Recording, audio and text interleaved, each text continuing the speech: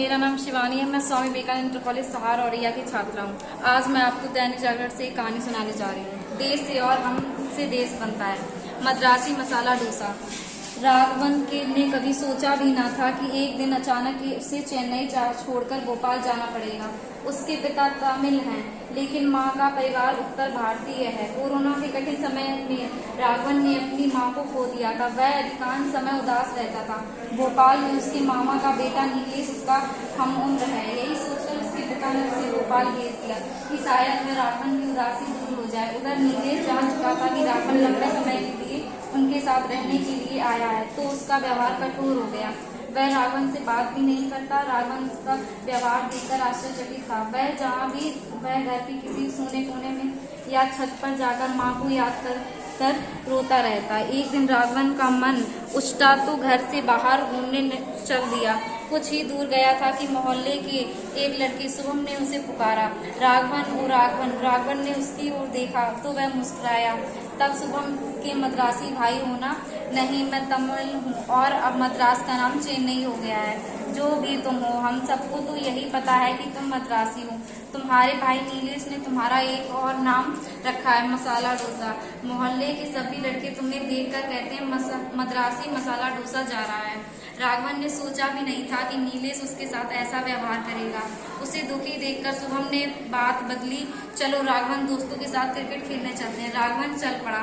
शुभम ने उसे अपने साथियों से मिलवाया। जब राघवन ने क्रिकेट खेलना शुरू किया तो उसका खेल देखकर सब दंग रह गए। कुछ ही समय में शुभम के सारे साथी उसके दोस्त बन गए। राघवन अधिकांश समय शुभम के साथ ही बिताने लगा। एक दिन राघवन ने देखा कि शुभम बहुत उदास है। पूछने पर शुभम ने बताया कि उसके पिता की तबीयत बहुत खराब है। उसके घर में पैसे नहीं है, इसलिए इलाज नहीं करवा पा रहे हैं। उसने बताया कि लॉकडाउन के कारण उसकी नौकरी छूट गई है और वे 2 महीने से घर पर ही है। घर में जो जमा पूंजी थी अब खत्म हो चुकी है और अब उनके पास बिल्कुल भी पैसे नहीं है।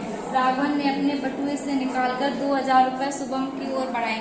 संकोच के साथ शुभम ने रुपए ले लिए। 3-4 दिन में ही शुभम के पिता का स्वास्थ्य बेहतर हो गया तो वह पुराने उत्साह के साथ राघवन से मिलने आया। दोनों दोस्तों के बीच देर तक बातें होती रहीं। फिर राघवन ने उससे कहा कि उसके पिता अपना कोई काम क्यों नहीं कर लेते। शुभम ने कहा, वे केवल लिखा पढ़ी का काम जानते हैं और कुछ भी नहीं, और कुछ भी किया ही नहीं।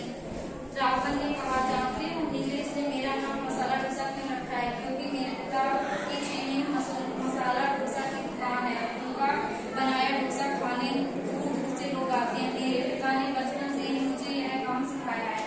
वह कहते हैं पढ़ाई लिखाई के साथ कोई काम भी आना चाहिए, क्योंकि कठिन समय में स्वावलंबन ही हमारे स्वाभिमान को बचा सकता है। हमारे पिता अपने घर के बाहर ही मसाला डोसा बेचने का काम शुरू कर सकते हैं। मैं उन्हें सब कुछ सिखा दूंगा। मैंने अपने पापा से बात कर ली है। काम शुरू करने के लिए वह रुपए भेज देंगे।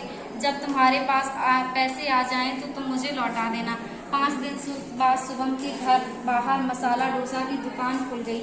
शुभम ने पूछा कि इसका नाम क्या रखा जाए तो राघवन ने हंसते हुए कह दिया, मद्रासी मसाला डोसा। कुछ दिन तक तो केवल मोहल्ले के लोग ही मसाला डोसा लेने आते रहे, लेकिन धीरे धीरे पूरे भोपाल से लोग आने लगे। एक दिन राघवन ने कहा कि वह वापस अपने घर जा रहा है तो शुभम उदास हो गया। राघवन ने कहा, मैं जब यहाँ आया था तो गहरे दुख में था। तुम्हारा साथ पाकर मैं और मेरे पिता का हाथ हटाकर मैं अपनी मद्रासी उदासी से बाहर आया हूँ। तुम्हारा यह उपकार मैं कभी नहीं भूलूंगा। शुभम ने उसकी बात सुनकर कहा, यह तुम्हारा बड़प्पन है राघवन। इतनी मदद करने के बाद भी तुम ऐसा कह रहे हो। तुम सच में बहुत बड़े आदमी बनोगे। जब राघवन जाने लगा तो मोहल्ले के लोग उसे विदा करने आए। सबने राघवन के मामा से कहा कि आप खुशकिस्मत हैं कि राघवन आपके परिवार का सदस्य है। नीलेश अब अपने परिवार के व्यवहार पर शर्मिंदा था। एक दिन राघवन के पास शुभम का फोन आया। उसने बताया कि भोपाल के प्रतिष्ठित बाजार में उनका नया रेस्टोरेंट खुलने जा रहा है। राघवन ने कहा, अरे वाह, एक और मसाला डोसा रेस्टोरेंट? तो शुभम ने कहा, हाँ, उसका नाम होगा राघवन कैफे। उसके पिता चाहते थे कि इसका उद्घाटन तुम ही करो। राघवन ने कहा, उद्घाटन करने मद्रासी मसाला डोसा जरूर आएगा।